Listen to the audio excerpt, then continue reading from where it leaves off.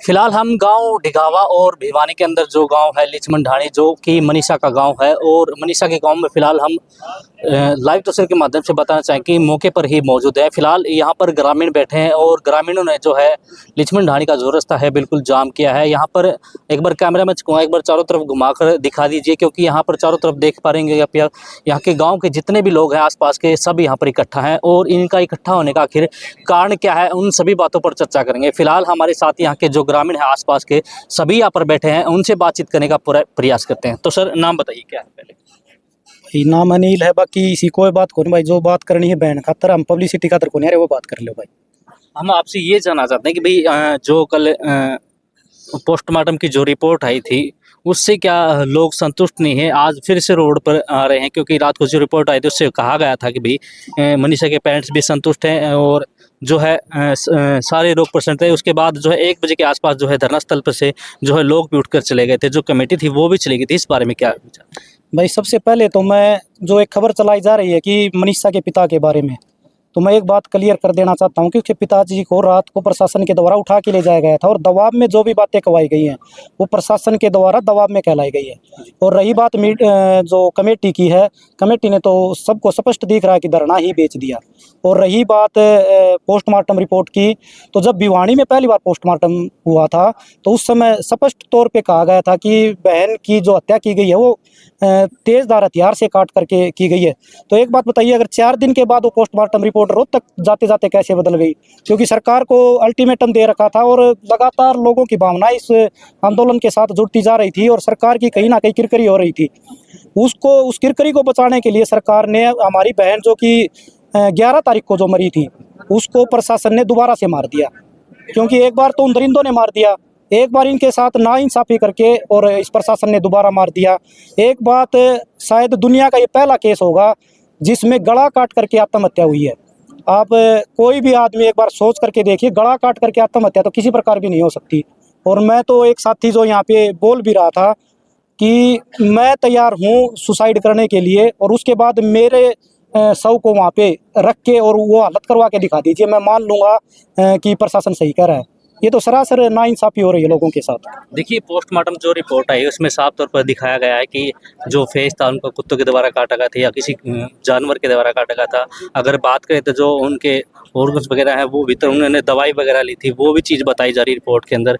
और ये भी बताया जा रहा है कि जो रेप की पुष्टि बताई जाती है वो भी पुष्टि नहीं हो पाई, रिपोर्ट के अंदर ये चीज़ें शामिल की गई। क्या लोग जो है ग्रामीण लोग इन बात से बिल्कुल भी संतुष्ट नहीं है?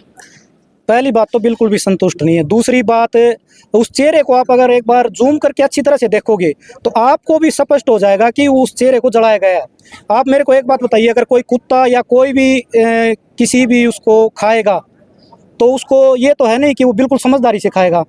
उसके जो मांस के जो टुकड़े हैं वो आसपास बिखरे बिगे और उसको नोच नोच के खाएगा। ये तो है नहीं कि वो इतनी समझदारी से खाएगा कि उसको बिल्कुल सबूत भी मिटा दे और सब कुछ वो कर दे। वो कुत्ते नहीं थे, वो कुत्ते जो प्रशासन के जो ये सरकार में बैठे हैं उन कुत्तों ने उस बहन को नोचा है। आप मानते हैं कि मनीषा ने आत्महत्या नहीं की, मनीषा को हत्या की गई? मैं नहीं, ये तो जो उसकी हालत देखेगा वो हर कोई मान लेगा। कोई एक आदमी आकर के ये कह दे कि उस हालत में, उस फोटो को देख करके, उसकी जो वहाँ की जो सिचुएशन देख करके एक आदमी अगर ये कह दे दावे के साथ, यहाँ मेरे सामने खड़ा कर दे और दावे के साथ ये कह दे कि उसने बहन ने सुसाइड किया है, तो मैं मान लूंगा। जी बिल्कुल, मैं यहाँ दावे के साथ कह सकता हूँ, मैं मान लूंगा, चाहे कोई और माने या ना माने। लेकिन एक बार उसको ये साबित करके दिखा दे कि ये फोटो में कि ये सुसाइड कैसे है। आप अगर उसको देखेंगे तो स्पष्ट तौर पे उस बहन के चेहरे को जलाया गया है। तो फिर आज आप लोगों ने ये जो अपने गांव के सामने ये जो मुक्ति धाम है उसके सामने ये जाम लगाने का काम क्यों किया, क्यों रास्ते बंद किया? पिछले 4 दिनों से आपने देखा होगा, 15 तारीख से बिल्कुल शांतिपूर्ण तरीके से जिस प्रकार से सरकार ने चाहा हमने धरना चलाया। जो कमेटी थी उसने जैसे कहा, ऑर्डर दिया, हमने उसी प्रकार से धरना चलाया। लोगों ने, काफ़ी जो युवा साथी थे वो उग्र भी हो रहे थे, लेकिन उसके बावजूद भी अपनी भावनाओं को काबू में रखते हुए ना तो कोई तोड़फोड़ की, ना किसी प्रकार का कोई रोड जाम किया। उसको धरने को जैसे उन लोगों ने चाहा वैसे चलाया। लेकिन जब कल से जिस प्रकार से सुसाइड, जो मामले में मोड़ दिया जा रहा है, लोगों में की भावनाएं बहुत ज़्यादा आहत हो रही हैं उसके लिए, क्योंकि हर किसी के घर में बहन बेटियां हैं। अपनी बहन बेटियों की इज्जत बचाने के लिए, कल को अपने साथ ये बात न हो जाए, उसके लिए लोग यहाँ पर बैठे हैं। देखिए लास्ट सवाल आपसे ये है कि एक जो बात और, रात को इन भाइयों के साथ लाठीचार्ज भी हुआ है, जबरदस्ती उठाने की कोशिश भी की गई है। और एक बात आपके चैनल के माध्यम से, क्योंकि आपका चैनल बहुत से साथी देखते हैं, तो उनके माध्यम से एक बात और कहना चाहता हूं कि बहुत सी अफवाहें फैलाई जा रही हैं कि दाह संस्कार कर दिया गया। ना तो कोई दाह संस्कार हुआ है। अगर दाह संस्कार होगा तो उससे पहले हमारी लाश का दाह संस्कार होगा। हमारे ऊपर से प्रशासन जाके कुछ भी कर ले, लेकिन जब तक हम जीवित हैं, हम यहाँ पे दाह संस्कार होने नहीं देंगे। देखिए आपने स्टार्टिंग में एक बात की थी, जो मनीषा के पिताजी हैं वो पूरी जो 11 लोगों जो कमेटी बनाई गई थी, उस कमेटी के साथ प्रशासन के साथ जो मीटिंग हुई थी वहाँ पर गए थे। तो वहाँ पर किस प्रकार से दबाव बनेगा कि मनीषा के पिताजी को हाँ करनी पड़ी? आप पहले तो उनके घर की वीडियो देखें। उसके दादाजी ने खुद ने कहा कि अगर ये दाह संस्कार किया गया तो मैं आत्मदाह कर लूंगा।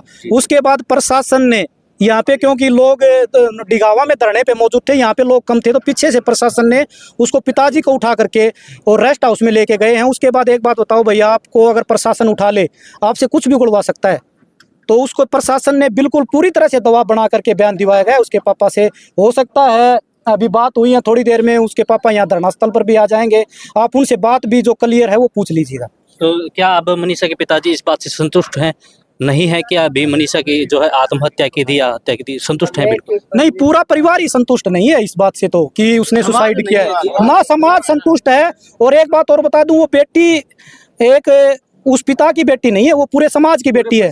एक बात बताइए, पहले ये जो था, ये राजा महाराजा करते थे, मुगल करते थे कि हमारी बहन बेटियों को उठा करके ले जाते थे, जबरदस्ती शादी कर लेते थे, जबरदस्ती उनका बलात्कार कर देते थे और कोई सुनवाई नहीं होती थी। तो वो ही राज अब फिर से आ रहा है। अगर आप देखेंगे तो इससे दरिंदगी शायद मैंने आज तक, मेरी उम्र हो गई 39-40 साल, आज तक इतनी दरिंदगी आज तक सुनी नहीं है। देखिए आपने अंतिम संस्कार की बात की, तो मनीषा के शरीर को क्या जो आपके गांव में वहां पर लाया गया है या फिर अभी तक जो है नागरिक अस्पताल में? नहीं, अभी तक तो हमारे गांव में कोई उसका मनीषा का शव नहीं आया है। अगर मान लीजिए प्रशासन यहाँ पर आता है मनीषा के पार्थिव शरीर को लेकर अंतिम संस्कार के लिए, क्या आप उसको अंतिम संस्कार करने देंगे? मैं प्रशासन से कहना चाहता हूँ, हमारी बहन को न्याय दिला दीजिए।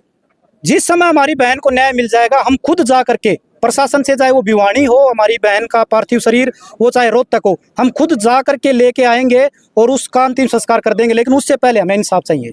मतलब आपका कहने का तात्पर्य है कि मनीषा की जो है, मनीषा ने आत्महत्या नहीं की, मनीषा की हत्या की गई? हाँ, ये तो बिल्कुल क्लियर है। ये तो कोई भी आदमी जो किसी भी प्रकार से बिल्कुल अनपढ़ है वो भी बता देगा। बिल्कुल साफ दिख रहा है कि मनीषा ने आत्महत्या नहीं की, मनीषा के साथ दरिंदगी की गई है और उसकी हत्या की गई है। देखिए डॉक्टरों की रिपोर्ट भी आ चुकी है, उसके बावजूद भी आप सब लोग यहाँ पर धरने पर बैठे हैं, फिर से रोड जाम किया गया है।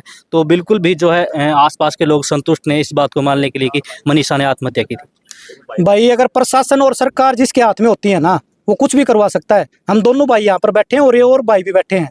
अगर प्रशासन अगर ये चाहे ना कि हमें भी मृत घोषित करना है, तो प्रशासन उसे भी मृत घोषित करवा सकता है। तो मेडिकल रिपोर्ट आनी तो कोई बड़ी बातें नहीं है। और सबसे बड़ी बात, दोनों डॉक्टरों की मेडिकल रिपोर्ट भी एक नहीं है। जिस दिन 13 तारीख को जब भिवानी गए तो स्पष्ट तौर पे कह रहे थे कि इस बहन के साथ रेप भी हुआ है, इस बहन के शरीर को यानी कि मुंह को तेजाब से जलाया गया है और तेजधार हथियार से काटा गया। तो एक बात बताइए, उस रिपोर्ट को 13 तारीख की रिपोर्ट 18 तारीख को बदल कैसे गई?